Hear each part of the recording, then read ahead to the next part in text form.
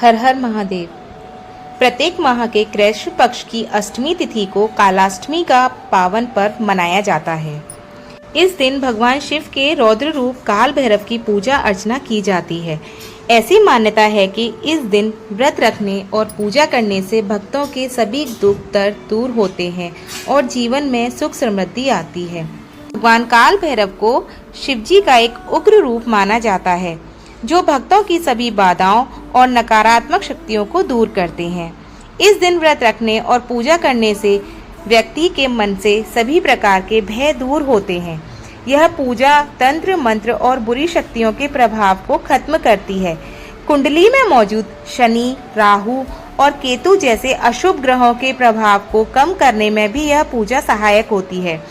मान्यता है कि इस दिन सच्ची श्रद्धा से की गई पूजा से भगवान काल भैरव जल्दी प्रसन्न होते हैं और भक्तों की सभी मनोकामनाएं पूर्ण करते हैं। शिव पुराण की कथा के अनुसार एक बार ब्रह्मा जी सुमेरु पर्वत पर बैठकर ध्यान मग्न थे। तभी देवता उनके पास आए और हाथ जोड़कर नमस्कार किया। उसके बाद पूछने लगे कि इस संसार में अविनाशी तत्व क्या है, जिस पर ब्रह्मा जी बोले कि मुझसे बढ़कर कोई भी नहीं है।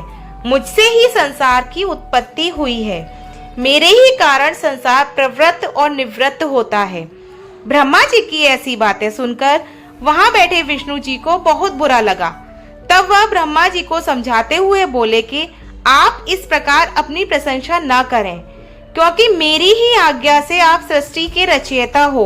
उसके बाद दोनों ही आपस में खुद को उच्च सिद्ध करने के लिए वेदों का स्मरण करने लगे। जिसके बाद उन्होंने चारों वेदों से अपनी श्रेष्ठता के संबंध में पूछा।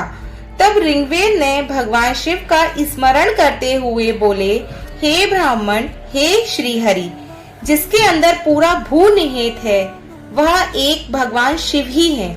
तब यजुर्वेद बोले कि उस परमेश्वर भगवान शिव की कृपा से ही वेदों की प्रामाणिकता भी सिद्ध होती है।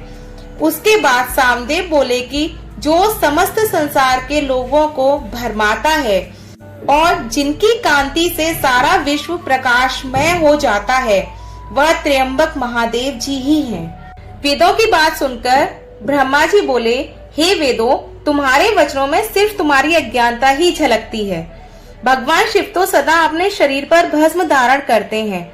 उनके सिर पर जटा, जूट व गले में रुद्राक्ष हैं। वे सांपों को भी धारण करते हैं। भला शिव को परम तत्व कैसे कहा जा सकता है?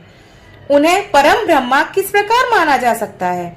ब्रह्मा जी और श्री हरि के इन वचनों को सुनकर हर जगह मूर्त और अमूर्त रूप से विद्यमान रहने वाले ओमकार बोले कि भगवान शिव शक्तिधारी हैं, वही परमेश्वर हैं तथा सबका कल्याण करने वाले हैं। वे महान लीलाधारी हैं और इस संसार में सब कुछ उनकी आज्ञा से ही होता है। लेकिन इसके बाद भी उनका विवाद खत्म नहीं हुआ और झगड़ा बढ़ता गया। ब्रह्मा जी और विष्णु जी का विवाद खत्म ही नहीं हो रहा था। तभी उन दोनों के बीच से एक विशाल ज्योति प्रकट हुई, जिसका ना तो कोई आरंभ था और ना ही कोई अंत था। उस अग्नि से ब्रह्मा जी का 5वां मुख जलने लगा। तभी भगवान शिव वहां प्रकट हुए। जिसके बाद ब्रह्मा जी ने शिव जी से कहा कि तुम मेरी शरण में आओ, मैं तुम्हारी रक्षा करूंगा। तुम मेरे सिर से भी प्रकट हुए हो और तुमने रोना आरंभ कर दिया था, जिससे मैंने तुम्हारा नाम रुद्र रखा था। ब्रह्मा जी की बातें सुनकर शिव जी को क्रोध आ गया और उन्होंने ही अपने रौद्र स्वरूप काल भैरव की उत्पत्ति की। प्रभु के काल भैरव रूप की उत्पत्ति होने के बाद ब्रह्मा जी का घमंड चूर चूर हो गया। काल भैरव ने घमंड में चूर ब्रह्मा देव के जलते हुए सिर को काट दिया। इससे उन पर ब्रह्म हत्या का दोष लग गया।